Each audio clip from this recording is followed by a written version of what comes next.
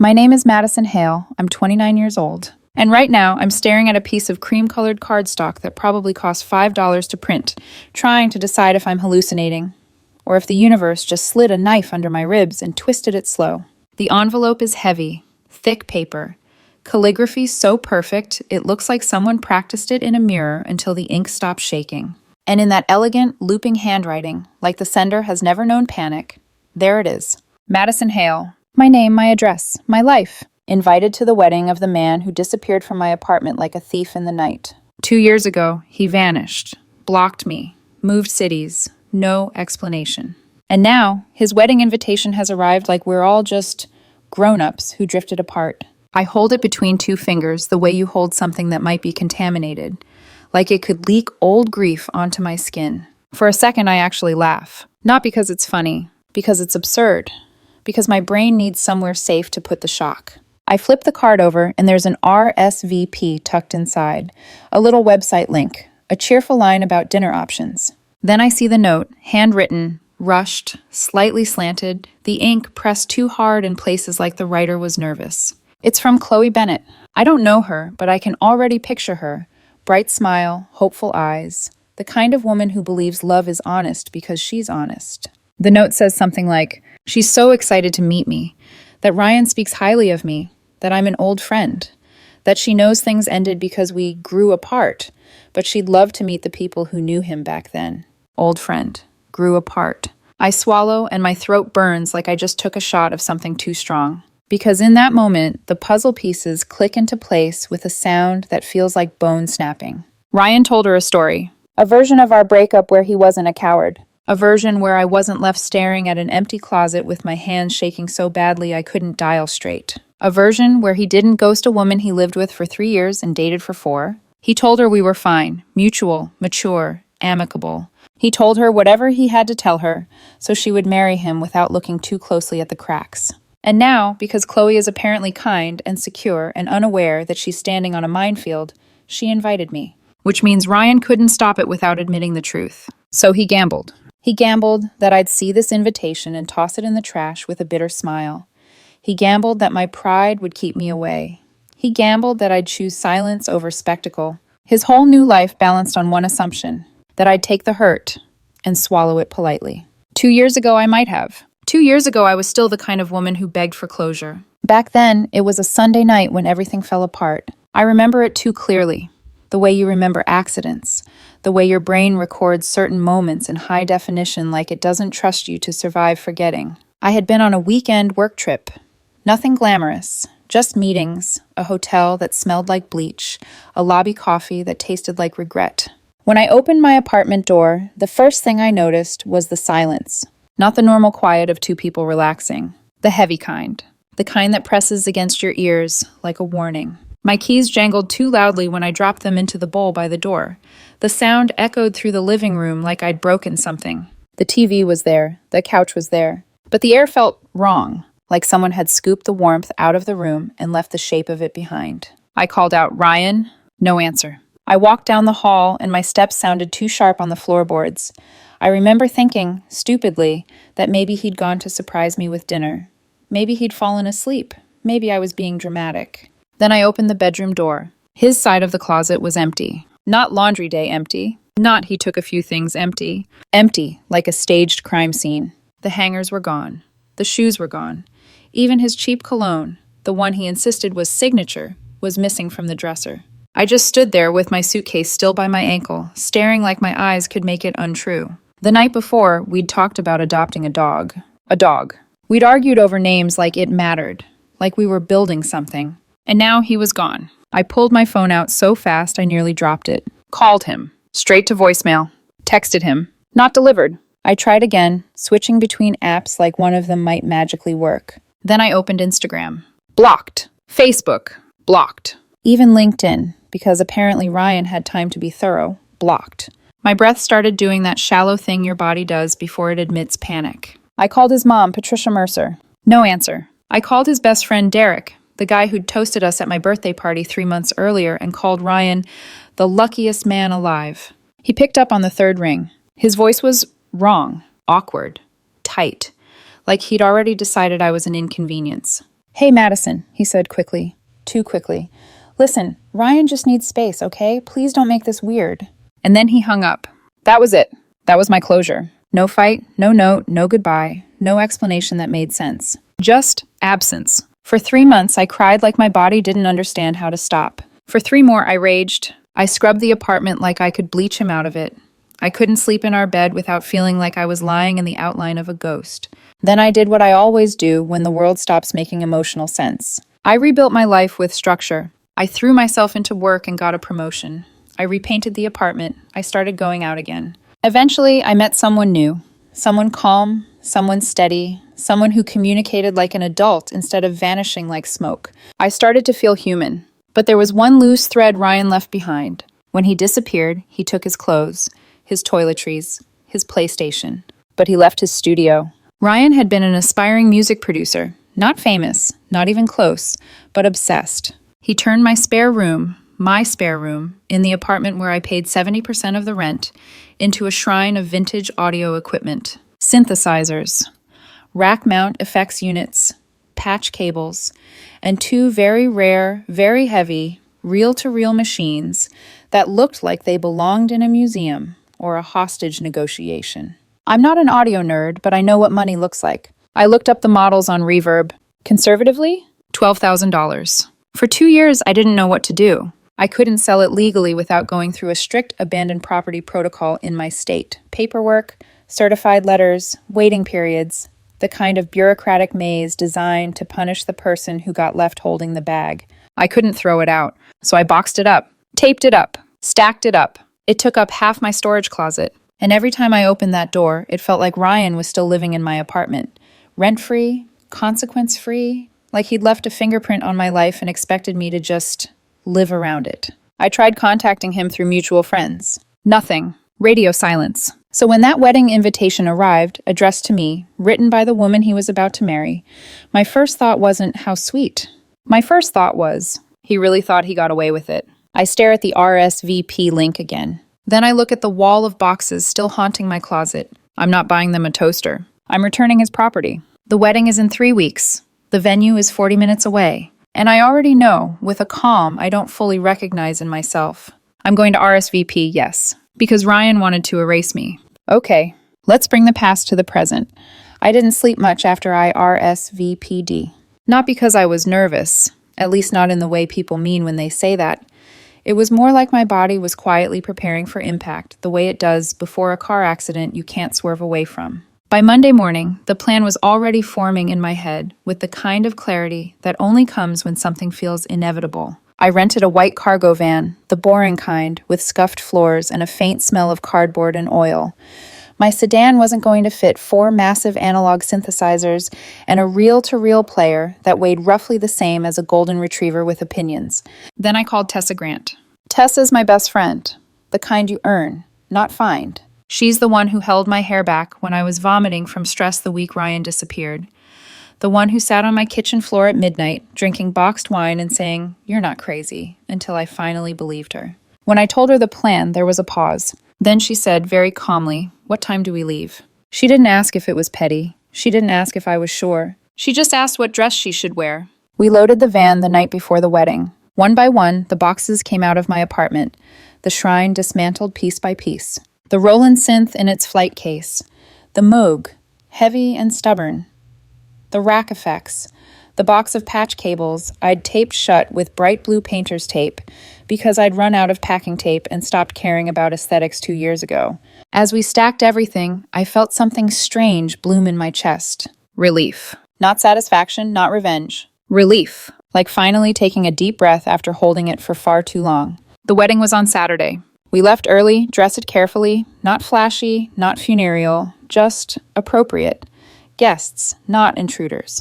We skipped the ceremony. I didn't need to see vows I suspected were recycled from Pinterest. I didn't need to watch Ryan say promises with the same mouth that once told me he loved me while planning his exit. I wanted maximum visibility with minimum disruption. I'm not a monster. I'm just a woman returning property. The venue was one of those rustic chic barns people pay too much money to pretend is authentic.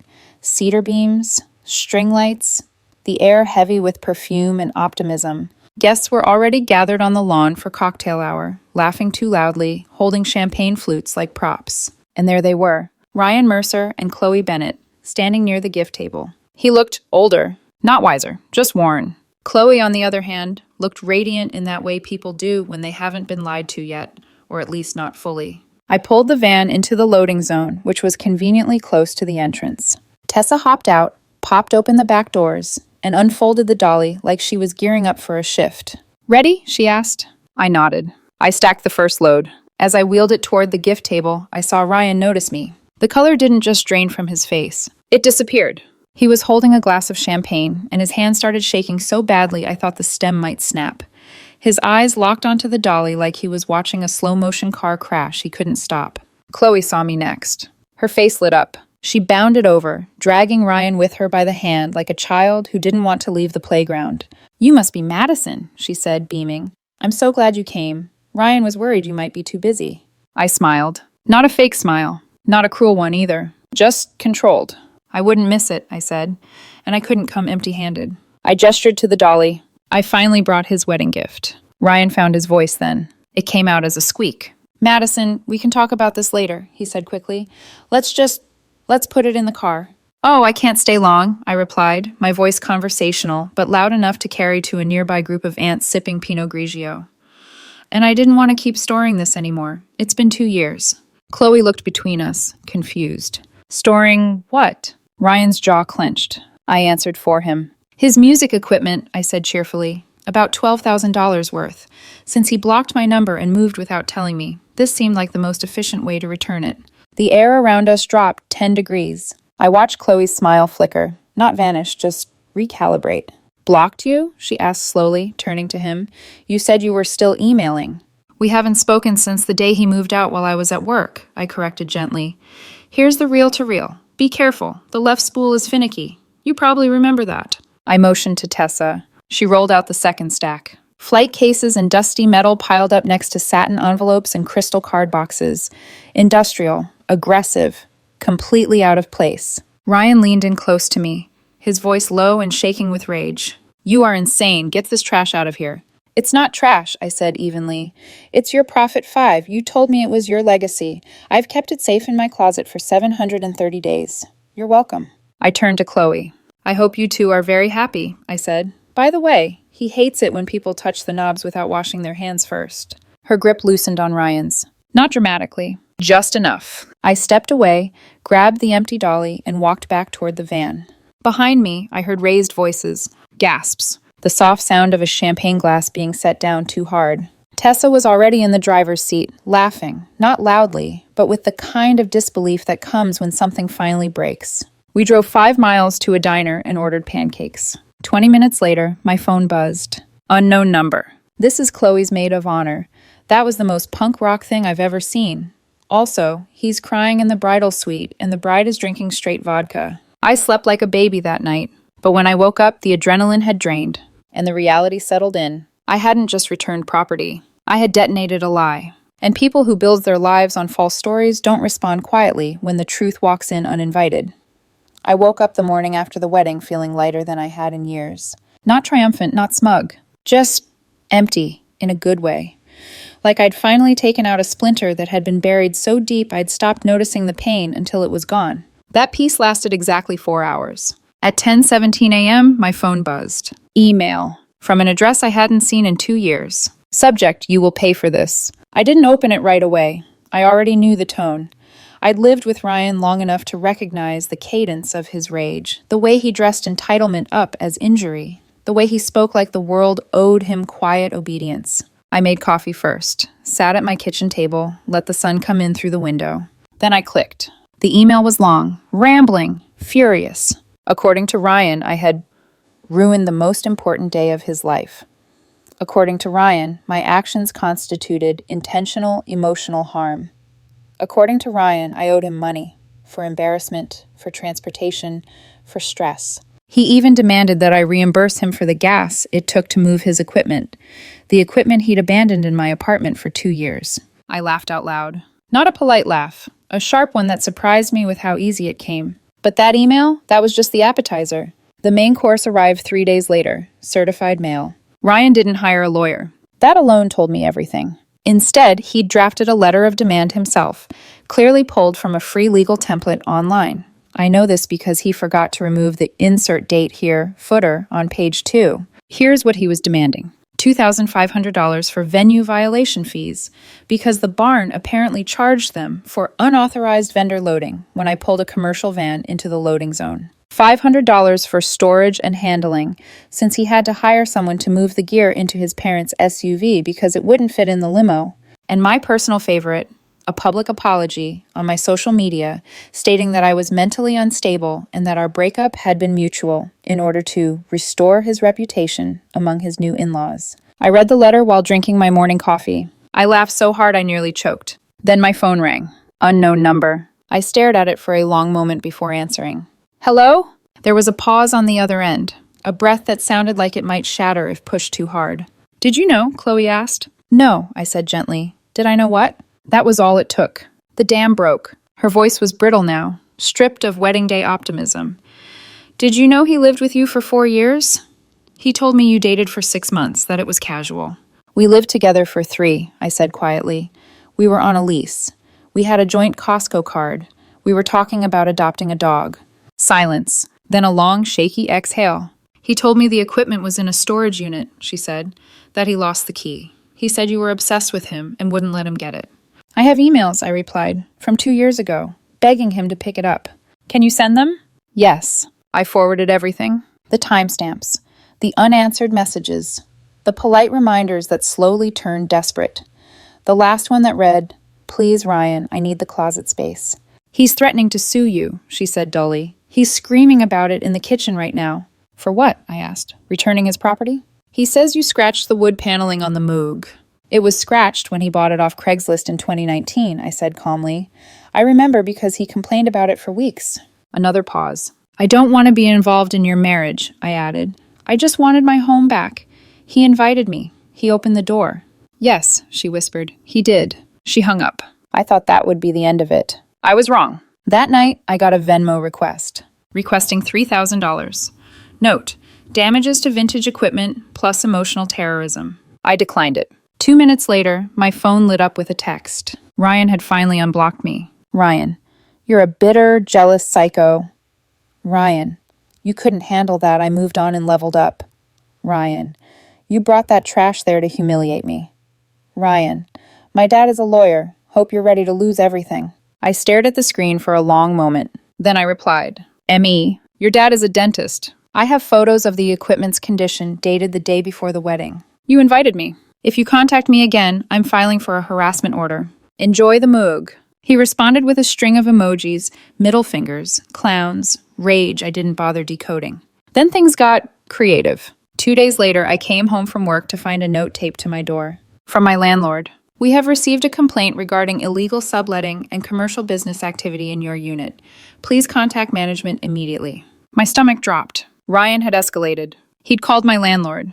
I went straight to the leasing office. The property manager, Elaine, had known me for 5 years. She listened as I explained everything, then burst out laughing when I showed her the wedding invitation. Wait, she said, squinting at the photo of the van. The guy with the terrible mustache? The one who parked in the handicap spot? That's him. Oh, ignore it, she waved. He called here screaming that you were trafficking stolen goods. I told him you're on the lease and he isn't. He sounded unhinged. That was the moment it clicked. Ryan wasn't trying to win. He was trying to punish me. Because I embarrassed him. Because I reminded him, and everyone watching, that he didn't leave with dignity. He ran. I drafted a cease and desist that night with help from a paralegal friend.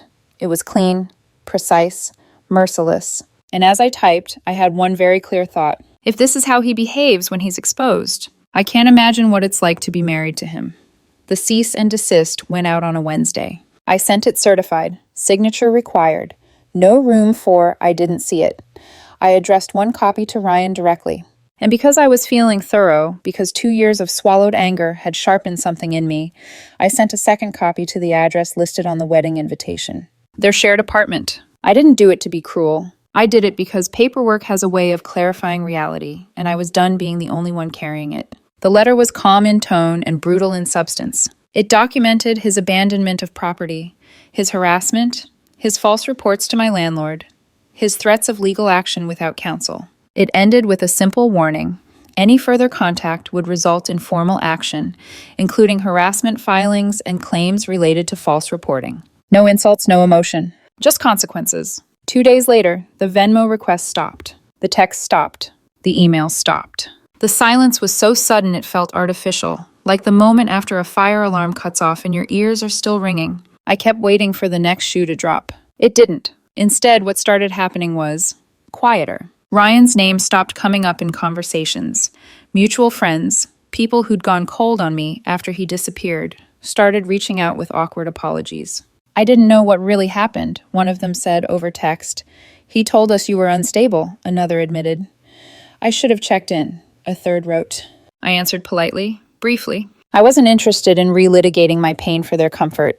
Meanwhile, Chloe went completely dark. No photos, no honeymoon posts, no glowing captions about forever. Her social media, once full of engagement countdowns and bridal brunches, went silent like a power outage. I tried not to think about her too much. I meant it when I told her I didn't want to be involved in her marriage. But I couldn't ignore the feeling that the real consequences weren't happening in courtrooms or inboxes. They were happening behind closed doors, in the apartment they'd just moved into, in the space between who Ryan pretended to be and who he actually was when the mask cracked. 2 weeks passed, then 3. My life settled. The spare room was empty now. No stacked boxes, no humming resentment.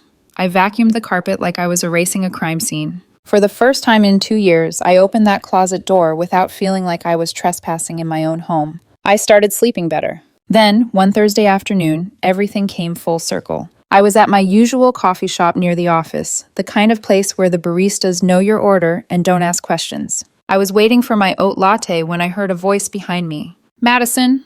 I turned. It was Chloe. She looked different. Not dramatic, not broken. Just tired. No ring on her finger. My stomach dropped, not from fear, but from the instinctive dread of public scenes.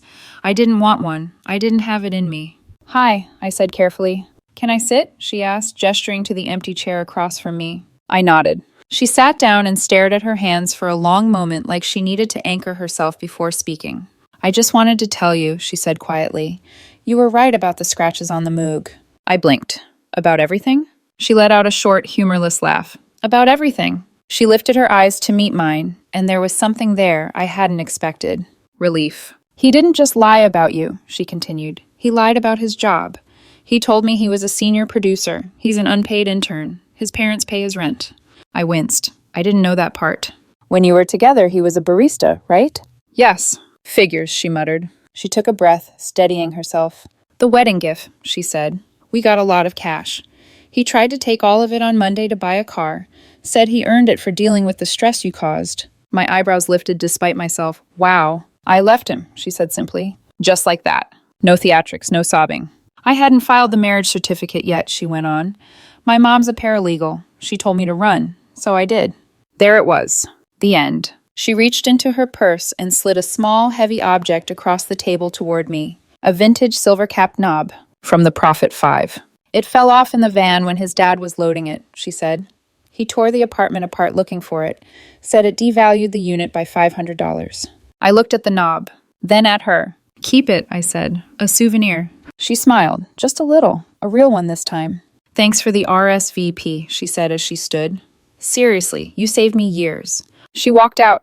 I finished my coffee in silence. That night, I went home and opened the spare room door again. Clean carpet, sunlight, nothing haunting the corners. I ordered a Peloton. It fit perfectly. I'm done storing other people's messes. The debt is paid, the clutter is gone. And honestly, the chicken cordon bleu probably was dry anyway.